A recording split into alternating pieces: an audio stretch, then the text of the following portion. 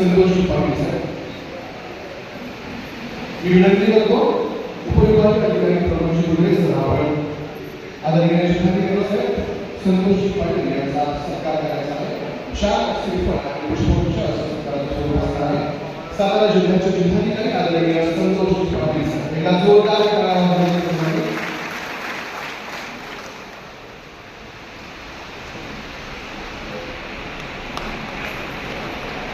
यानंतर आदरणीय जिल्हा परिषद सदस्य सारिकाताई फाळके यांचा आगमन झालेला आहे। त्यांना सुद्धा स्वागत मी विनंती करतो। सुनीता धुते मॅडम आपणास आपण आदरणीय सारिकाताई फाळके जिल्हा परिषद सदस्य यांचं स्वागत करायचं आहे।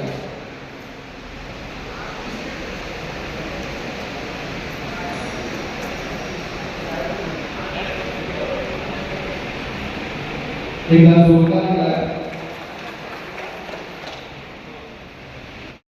मी त्यांच्याकडं विश्वास ठेवून मी काही आता वेगळं केलेलं नाही, परंतु आता मला जे सांगायचं एकूण आम्ही जिल्हा स्तरावर सगळ्या प्रांताधिकाऱ्यांची बैठक घेऊन मग तहसीलदारांची बैठक घेऊन आणि इतर सगळ्या विभागाची बैठक घेऊन एकूण जवळपास 54 योजना या महाराष्ट्र स्वाभिमान अभियानामध्ये सहभागी करण्याचा प्रयत्न केला होता। या योजनेकडे मागच्या जवळपास 3 आठवड्यापासून संबंधित अर्जदारांचे अर्ज भरून मिळणार असेल, त्यांची मंजुरी प्रक्रिया करण्यासाठी संबंधित समितीची सभा घेणार असेल, मान्यता देऊन त्यांचे मान्यता पत्र तयार करणार असेल आणि प्रत्यक्ष लाभ मंजूर केल्याचं प्रमाणपत्र आज आम्ही यांच्यासाठी वितरित करणार असेल। हा कार्यक्रम एक दिवसाचा जरी दिसत असेल याच्या पाठीमागे मागच्या महिन्याभरापासूनची मेहनत आहे। त्यामुळे केवळ या सभागृहामध्ये बसलेले लाभार्थी या अभियानाचे लाभार्थी घेणार नाही, तर याच्या 1 महिन्यापासून ज्या लाभार्थ्यांसाठी आपण नियोजन केलं होतं, निर्णय घेतलेले होते आणि त्यांना लाभ मंजूर केलेला होता, अशा जवळपास 30,000 पेक्षा जास्त लाभार्थ्यांना या महाराष्ट्र अभियानाचा लाभ झाला आहे असं म्हटलं तर योग्य होईल। आणि आतापर्यंत या 4थ्या वर्षामध्ये आपण जवळपास 20,000 पेक्षा जाणार बाकी 2,000 आपण जास्त संख्या टाकली त्याबद्दल मान्य आमदार साहेब आरोग्य प्रांताधिकारी असतील, तहसीलदार असतील, सर्व विभागाचे अधिकारी असतील, हे एवढं काम करू शकले नसते, परंतु केवळ हे 20,000 लाभार्थी आपण केले त्यांना लाभ देण्यामध्ये आपलं काम संपलं असं काही होणार नाही आहे। यानंतरही या योजना चालू राहणार। उदाहरणार्थ सांगायचं झालं तर आता आपण ग्रामीण भागातले रहिवासी आहोत, आपण शेतकरी कुटुंबातले रहिवासी आहोत, शेतीशी आपला दिवस रात्र संबंध येतो आणि अशा वेळेस या शेतीला सुरक्षित करण्यासाठी पीक विम्याची योजना, प्रधानमंत्री विमा योजना ही आम्ही पंतप्रधान नरेंद्र मोदी यांनी सुरू केलेली आहे आणि या योजनेचं महत्त्व यावर्षी आनंद साजरा करतात। आपल्या सर्वांना कल्पना आहे की भारतीय हवामान खातं असेल किंवा जगभरातल्या सगळ्या वेधशाळा असतील यांनी यावर्षी अल्निनोचा इफेक्ट जाणवेल आणि काही कालावधी आपल्याकडे ड्रायस्पेलचा असेल किंवा दुष्काळासारख्या परिस्थितीला आपल्याला सामोरं जावं लागेल आणि त्याची पूर्वतयारी आम्ही मुख्यमंत्री आणि त्यांच्या सर्व सहकारी मंत्र्यांच्या निर्देशानुसार आपण मागच्या 3-4 महिन्यापासून सुरू केली आहे। काही परंतु आता जरी पाऊस चांगला दिसत असेल, जून मध्ये आपण पाहिलेलं आहे की आपल्या जिल्ह्यामध्ये सरासरीपेक्षा 60% पाऊस कमी पडलेला आहे, फक्त 40% पाऊस जून मध्ये पडलेला होता। सुदैवाने जुलैमध्ये आपल्या सरासरी एवढा पाऊस जुलै, जून आणि जुलैची सरासरी आपण ओलांडलेली आहे। गोरेगाव तालुका असेल किंवा पश्चिमेकडचे तालुके आहेत त्या ठिकाणी सरासरी जरी ओलांडली असेल तरी पूर्वेकडच्या महानसारख्या पलटणसारख्या तालुक्यामध्ये अद्यापही किंवा घाटाच्या काही भागामध्ये सरासरी एवढा पाऊस पडलेला नाही।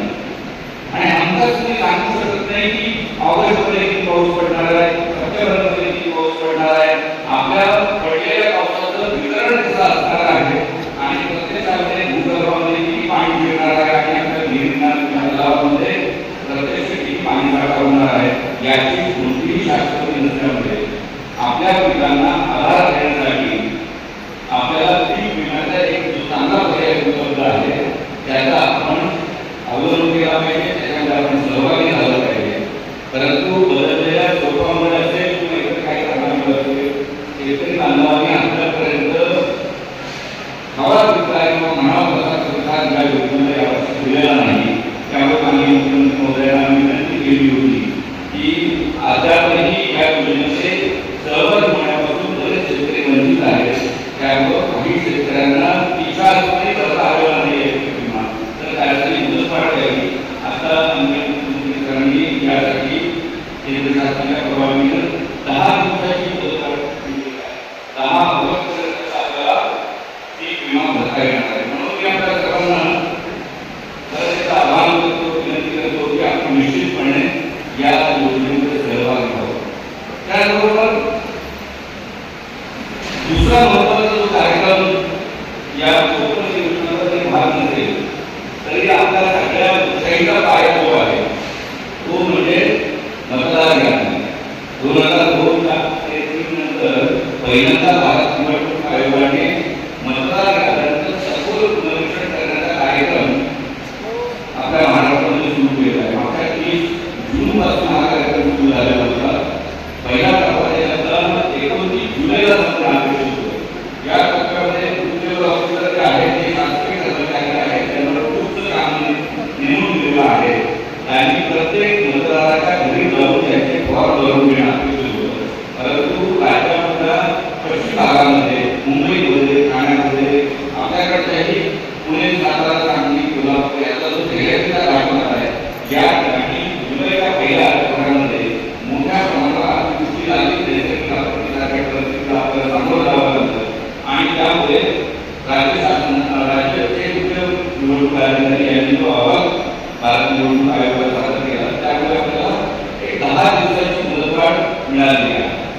हे आपल्याला सगळ्यांना या ठिकाणी सांगण्याचं कारण असं आहे की लोकसभेपासून ग्रामपंचायतपर्यंत ज्या सगळ्या निवडणुका होतात, त्याच्यामध्ये लोकसभा असेल, विधानसभा असेल, नगरपालिका असेल, जिल्हा परिषद पंचायत असेल किंवा ग्रामपंचायत असेल, या सगळ्याचा पायाला काय असेल तर ती मतदार यादी असते.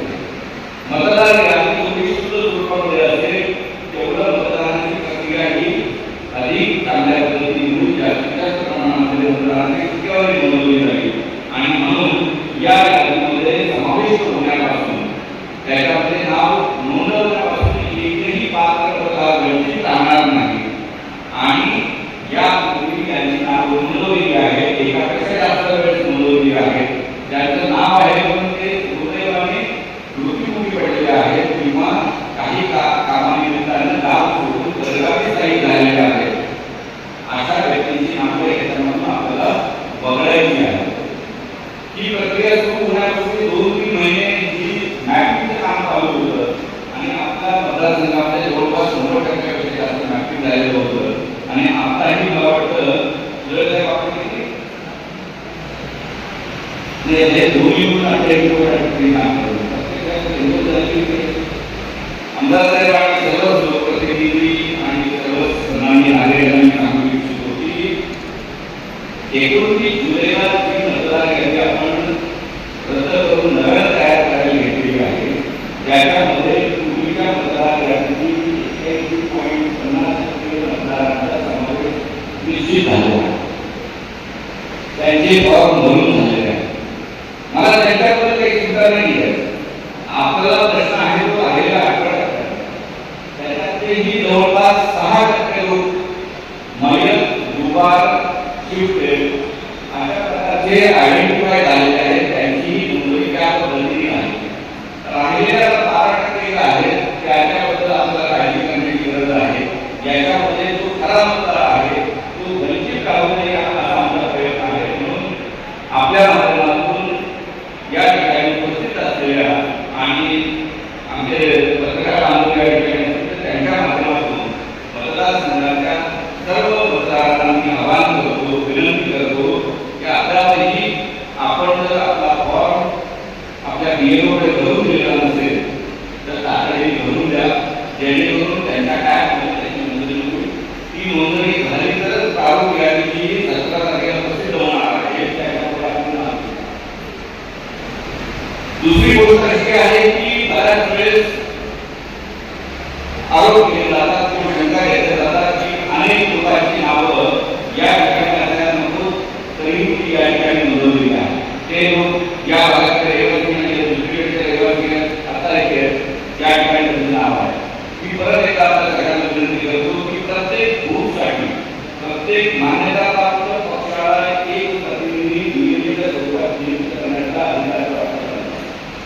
आपण सर्व महत्त्वाच्या पक्षांनी जे मान्यता प्राप्त पक्ष आहेत त्यांनी बहुतेक बीए नियुक्त केलेले आहेत. प्रांताधिकारी तहसीलदार किंवा सर्व मतदार नोंदणी अधिकारी आहेत त्यांना आम्ही दररोज सांगतोय की या बूथ लेवल एजंटना त्या राहिलेल्या 18% मतदारांच्या याद्या आपण दाखवा. त्याचबरोबर प्रत्येक ग्रामसभेमध्ये या 18% मतदारांच्या नावाचं वाटप करा. नगरपंचायत किंवा नगरपालिकेमध्ये वॉर्ड सभा घ्या आणि त्याच्यामध्ये वाचन करा. आणि ज्या ज्या ठिकाणी अशा पद्धतीचा उपक्रम केलेला आहे त्या ठिकाणी आम्हाला नवीन मतदार शोधण्यामध्ये आम्ही मदत झाली आहे. त्याबद्दल सर्वच लोकप्रतिनिधींचं मी त्या निमित्तानं आभार मानतो आणि विनंती करतो की 8 तारखेपर्यंत उर्वरित मतदारांनी सुद्धा प्रांताधिकारी आणि त्यांच्या सहकार्यांनी ज्या गेलो नावाकडे पाठवलेल्या आहेत त्यांच्याशी संपर्क करावा आणि आपल्या नावाची नोंद करून घ्यावी. शेतीचा विषय सुरू होतो त्यावेळेस एक गोष्ट सांगायची राहून गेली की यानंतर भारत सरकार असेल किंवा राज्य शासन असेल यांच्या शेतीविषयी कुठल्याही योजनेचा लाभ जर आपल्या शेतकऱ्याला घ्यायचा असेल त्याच्या नावावर केवळ सातबारा असून चालणार नाही, केवळ आधार कार्ड असून चालणार नाही, तर त्याला फार्मर आयडी सुद्धा काढावा लागेल. ॲग्री ॲक्ट अंतर्गत फार्मर आयडी काढणं अतिशय सोपं आहे. त्याच्यासाठी फक्त तुम्हाला स्वतःचं नाव माहिती पाहिजे, त्याचं काही करता कारण नाही आहे.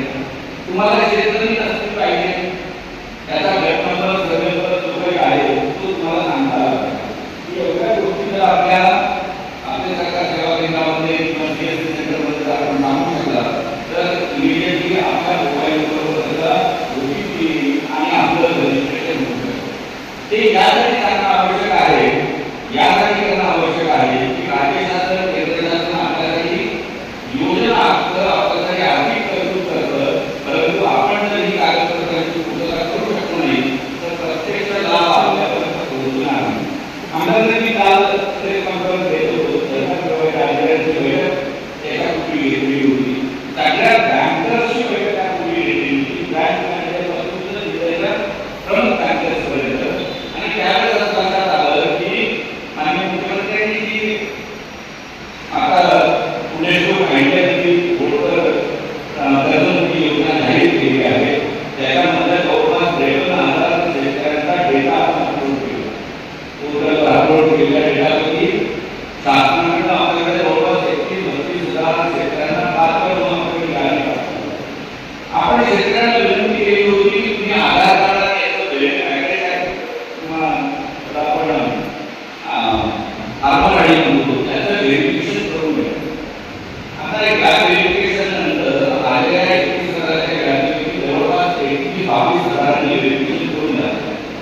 आता या व्हेरिफिकेशन नंतर त्यांच्या खात्यामध्ये कर्जमाफीची रक्कम वर्ग होणं सुरू होईल. परंतु जवळपास पात्र यादीपैकी 9,000 शेतकऱ्यांचं आतापर्यंत व्हेरिफिकेशन बाकी. ते व्हेरिफिकेशन का बाकी आहे याचा आपण अभ्यास केला त्यावेळेस असं लक्षात आलं की अनेक शेतकऱ्यांनी आतापर्यंत फार्मर आयडी काढली नाही. आपल्या जिल्ह्यामध्ये प्रत्येक योजनेच्या बाबतीत आपण राज्याच्या पहिल्या जिल्ह्यामध्ये असतो, परंतु आपल्याकडे लोकसंख्येच्या प्रमाणामध्ये फार्मरची संख्या किंवा शेतकऱ्यांची संख्या जास्त आहे. आपलं होल्डिंग जे आहे पर होल्डिंग किंवा प्रति माणूस जे गणित धारण असेल आहे त्यापेक्षा कमी आहे. आपली 2011 ची लोकसंख्या जर 30,000 असेल तर आता शेतकरी संख्या सातबारा त्यांची नावं आहेत ती जवळपास 9,69,000 आहे. आपण राज्य शासनाची एक योजना होती लक्ष्मीमुखी योजना. लक्ष्मीमुखी योजना म्हणजे काय? पतीच्या नवऱ्याच्या नावावर शेतकरी असेल तर त्याची अर्धांगिनी म्हणून त्याला असलेल्या सगळ्या प्रॉपर्टीमध्ये त्याच्या पत्नीचा सौभाग्यवतीचा अधिकार आहे आणि त्याने संमती दिली की ताबडतोब आमच्या तलाठी मंडळ अधिकारी त्यांच्या नावावर लावणार होतो. मागच्या 2-3 वर्षापासून या योजनेचा अतिशय चांगला वापर आपल्या जिल्ह्यामध्ये आपल्या सगळ्या महिला भगिनींनी करून घेतला आणि त्याचा परिणाम असा झाला की नावं सगळी जास्त आली आहे.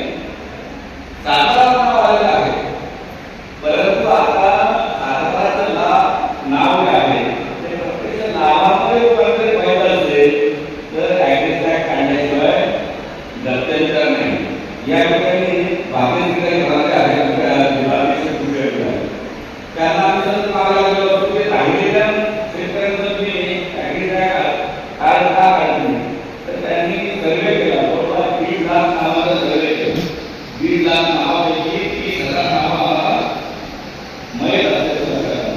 तर त्यांच्या वाचण्याच्या नोंदी घेण्याचं काम ताबडतोब आपण या निमित्तानं पूर्ण केलं पाहिजे. त्याचबरोबर असं लक्षात आलं की मोठी संख्या ही महिला शेतकऱ्यांची. आता महिला शेतकरी घरामध्ये सतत त्याच्या मनाप्रमाणे जर निर्णय होत असतील तर बाहेर काय योजना आलेली आहे ही जोपर्यंत भाऊ त्यांना सांगत नाही तोपर्यंत करायची त्यांना माहीत होणार नाही. ही संधी घेतोय या ठिकाणी महिला शेतकऱ्यांची संख्या पण मोठ्या संख्येने उपस्थित आहे. आपल्या घराण्याला नवऱ्याला पतीला आज आपण विचारायचं आहे की माझ्या नावाचं ऍड्रेस आहे का आतापर्यंत का काढलं. आज तर भांडण झालं तरी काय हरकत नाही, परंतु आज आमची प्रत्येक मुलगी आपल्याला विचारेल की माझं नाव नुसतं सरकारवरती टाकलेलं आहे, मला ऍग्रीस ऍक्टला आधार आहे तुम्ही काढून दिला नाही, त्याच्याबरोबर मला योजना घेण्याची अडचण येते. पुढच्या 8 दिवसामध्ये सरंजाम असतील, आमचे प्रांताधिकारी असतील, तहसीलदार असतील, सर्व आपल्या सरकार सेवा केंद्र झालेले असतील, हे तुम्हाला लगेच मदत करून आधार आय डी काढून देतील. जेणेकरून एकही शेतकरी कुठल्याही योजनेपासून वंचित राहणार नाही याची आपण काळजी घेऊ. मान्य पंतप्रधान असतील, मान्य मुख्यमंत्री असतील, आम्हाला सांगतात की कुठलीही योजना सॅच्युरेशन मोडवर आपण राबवली पाहिजे. सॅच्युरेशन मोडवर याचा अर्थ असा की त्या योजनेच्या निकषाप्रमाणे पात्रता धारण करणाऱ्या 100% लाभार्थ्यांपर्यंत योजना गेली पाहिजे. एकही पात्र लाभार्थी त्यापासून वंचित राहिला नाही पाहिजे. आणि दुर्दैवाने आधार आयडीमध्ये आपण थोडंसं मागे राहिल्यामुळे आता प्रधानमंत्रीच्या योजनेमध्ये असेल किंवा यानंतर येणाऱ्या शेतीच्या इतर योजनांच्या लाभासाठी आपण वंचित राहू शकतो. आता मला अध्यक्षांनी सांगितलं होतं की माननीय मुख्यमंत्र्यांनी या अधिवेशनामध्ये महिला सांगतात की महिला शेतकरी जर दुसऱ्याच्या शेती घेऊन शेती करतात त्यांना शेतकरी घोषित करण्याचं बिल आलेलं होतं, ते बिल पास केलेलं. त्याचे नियम आता येतील. ते नियम आल्यानंतर काय पद्धतीने निश्चित होईल की कशा पद्धतीने ज्या आमच्या भगिनींना ज्या शेतकरी उत्पादक गटाच्या माध्यमातून शेती करतात त्यांना प्रमाणित करायचं आणि सगळ्या शेतीच्या योजनांचे लाभ त्यांना कसे द्यायचे याचे नियम आल्यानंतर आपण ते प्रत्यक्षात लाभ हस्तांतरण करायला सुरुवात करणार आहोत. तर सांगण्याचा मुद्दा असा आहे की शेतीच्या संदर्भात माननीय महसूल मंत्र्यांनी एक चांगला निर्णय घेतला होता, म्हणजे मुख्यमंत्री बळीराजा पाणी व्यवस्था योजना. आपण किती जणांना नाव ऐकलं? इकडच्या बाजूला नाव ऐकलंय मुख्यमंत्री बळीराजा पाणी व्यवस्था योजनेचं नाव अजूनही आपल्या गावागावात पोहोचलं नाही असं आहे. तहसीलदार आणि प्रांताधिकारी यांना आमची सूचना आहे की आताच्या निवडणुकीच्या अनुषंगाने आपण ग्रामसभा घेतोय, त्या ग्रामसभामध्ये या प्रत्येकाला कळावं पाहिजे की शासन त्याच्यासाठी काय करते आणि त्याला आपण कसा प्रतिसाद दिला पाहिजे. आपण जवळपास 100पेक्षा जास्त असणे मोठे केले, परंतु आता आमदार साहेबांच्या अध्यक्षतेखाली समिती असणार आहे आणि त्या समितीच्या माध्यमातून या मुख्यमंत्री बळीराजा पाणी रस्ता योजनेच्या जे रस्ते नकाशात आहेत, जे मोकळे केलेले आहेत आणि आजूबाजूचे जे शेतकरी थोडीफार जागा तुमच्या द्यायला तयार आहेत त्यांचे रस्ते आपण पक्के करून देणार आहोत, त्याचं भूमीकरण करून देणार आहोत. जेणेकरून 12 महिन्यात किती पाऊस पडला काही झालं तरी आपल्या शेतामध्ये वाहनांसह आपल्याला जाता आलं पाहिजे. आणि ही योजना असणार. मला सगळ्यांना माहित असेल की कुठल्याही जागेला शहरातले असो, ग्रामीण भागातले असो किंवा शेत असो, कोणत्या क्षेत्राला जास्त भाव आहे त्याला रोड टच जमीन आहे, त्याला जास्त भाव आहे का जी आतमध्ये आहे शेतकऱ्याच्या नांगऱ्या काढून विनंती करून आपल्याला आतमध्ये जावं लागतं त्या शेतीला जास्त भाव आहे. माझ्या माहितीप्रमाणे ज्या शेतीला पाणी उपलब्ध आहे त्या शेतीला भाव आहे. शेतीमध्ये उत्पादन करणं म्हणजे आपल्या हातात आहे, परंतु आलेले उत्पादन आपल्याला बाजारापर्यंत घेऊन जायचं असेल तर त्या शेतीला प्रकारचा भाव असतो आणि तुमच्या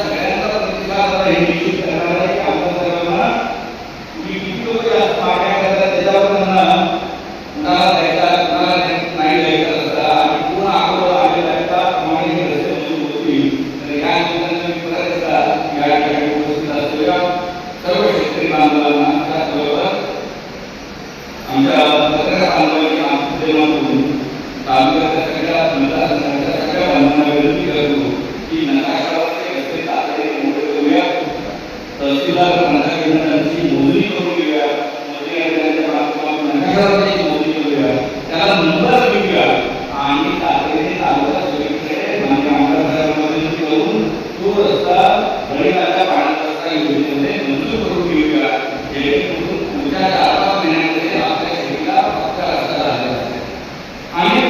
अनेक योजना आहेत त्यांच्याबद्दल आपल्याला बोलता येऊ शकेल, परंतु मला खूप जास्त वेळ झालेला आहे. 20 वर्षाचं काम लावली तर आता तुम्ही जास्त बोलायला वेळ राहणार नाही. तर बाकी सगळ्या वैयक्तिक लाभाच्या योजना आहेत, त्या पेन्शनसारख्या योजना आहेत, लाडकी बहीण योजना असेल, संजय गांधी योजना असेल किंवा इंदिरा गांधीच्या 6 प्रकारच्या योजना केंद्र शासनाच्या सहकार्याने आपण राबवतो, ज्याच्यामध्ये काही रक्कम ठराविक रक्कम आपल्याला मासिक स्वरूपामध्ये मिळते. त्या योजनांचेही लाभार्थी शिल्लक असतील तर निश्चितपणे त्या सगळ्या लाभार्थ्यांना आपण लाभ द्यायचं निश्चित करू शकतो. तर त्या योजनेला आपण सर्वजण महसूल विभाग आणि आमच्या सर्व प्रशासकीय अधिकाऱ्यांच्या विनंतीप्रमाणे या ठिकाणी आहात. तर अशा फक्त या भाषण ऐकण्यापुरतं मर्यादित आपण राहू नये. या ठिकाणी ज्या प्रकारे स्टॉल आलेले आहेत त्या ठिकाणी स्टॉलवर योजनांच्या लाभार्थ्यांची नोंदणी करणं असेल किंवा त्यांना लाभ देणं असेल, ही कार्यक्रम होणार आहे, त्या योजनेची माहिती आपण समजावून घ्या. एक हीच विनंती मी या निमित्तानं माहिती करतो. माननीय आमदार महोदय, माननीय अध्यक्षाताई आणि सर्व सहकार्यांनी यांच्यावर विशेष आभार व्यक्त करतो आणि अशीच मदतीची आणि सहकार्याची भावना आमच्या पदाधिकारी यांच्या सर्व टीम सोबत असल्या, जेणेकरून यानंतरच्या कालावधीमध्ये मंडळ स्तरावरचे आपले कार्यक्रम होणार आहेत. काही वेळेस आपली लाभार्थ्यांची संख्या ही वाढत्या नमुने असेल आणि जिल्ह्यामध्ये सर्वाधिक लाभ देणारा मतदारसंघ पुरेगाव मतदारसंघ असावा अशी अपेक्षा व्यक्त करतो आणि माझे 2 शब्द या ठिकाणी थांबवतो. जय हिंद, जय महाराष्ट्र.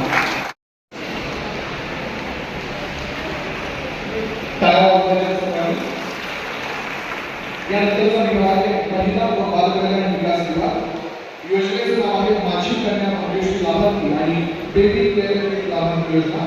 आणि आर्या विकास जगताप, ओबी विकास जगताप, श्रीषा प्रथमेश शिर्के, वेदिका भरत मक्कर, हर्षद संपत कदम, अलिशा विनोद धोत्रे आणि अलिश.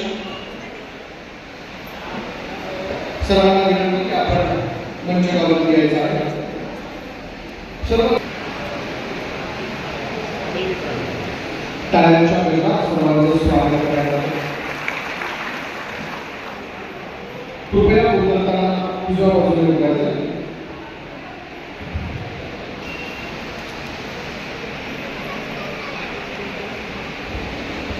यानंतर उमेद महाराष्ट्र राज्य ग्रामीण जीवन ज्योती अभियानांतर्गत पहिली योजना आहे लखपती निधी महिला आणि लाभार्थ्यांची नाव आहे रेश्मा आसिफ मुलानी, प्रियंका सोमनाथ सावंत, रेखा दत्तात्रय कदम, पूजा वसंत मटकर, सुनीता विशाल सावंत.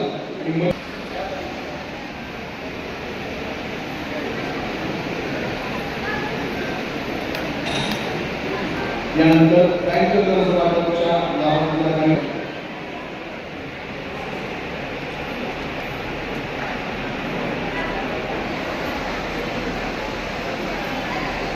त्यानंतर बँक कर्ज वाटप लाभार्थ्यांची नाव आहेत प्रांजली महिला स्वयं सहाय्यता ग्रुप शिरोळ, प्रांजली महिला स्वयं सहाय्यता समूह शिरोळ, मंगल. यानंतर खटाव पंचायत समितीच्या बँक कर्ज प्रस्तावाचा 10 लाख रुपयांचं कर्ज वाटप करण्यात आहे.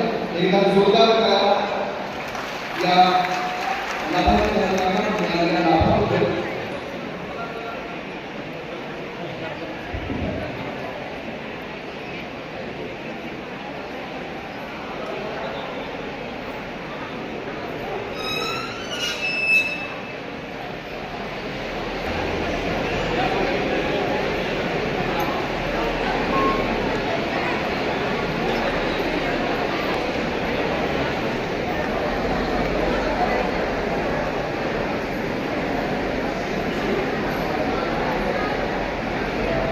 एक काम नंतर एवढे पैसे मिळतात लक्षात ठेवा.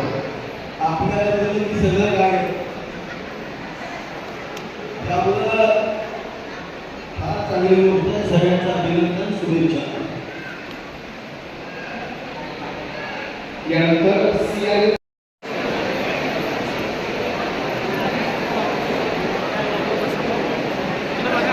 आता ज्या आपल्याला वाटप होत आहे याच्यामध्ये उन्नती महिला ग्रामसंघ भूल, प्रेरणा महिला ग्रामसंघ डिस्कल, स्वाभिमान महिला ग्रामसंघ वेढणे, जागृती महिला ग्रामसंघ फडकरवाडी, जीवन कौशल्य महिला ग्रामसंघ वेढण, त्याचसोबत ओढे आणि संगीता दत्तात्रय जाधव सर्व लाभार्थ्यांनी मंचावरती उपस्थित राहायचं आहे. कोरेगाव नगर परिषद आणि कोरेगाव पंचायत समिती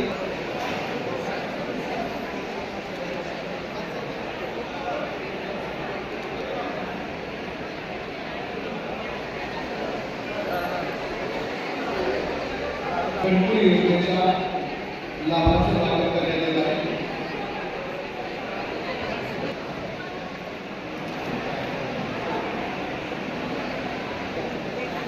आपण स्टेजवरती यायचा आहे. खटाव पंचायत समितीमार्फत ज्यांना घरकुलाचं वाटप होत आहे त्या सर्व लाभार्थ्यांना स्टेजवरती यानंतर मी आमंत्रित करतो उपविभागीय अधिकारी कार्यालय कोरेगाव उपविभाग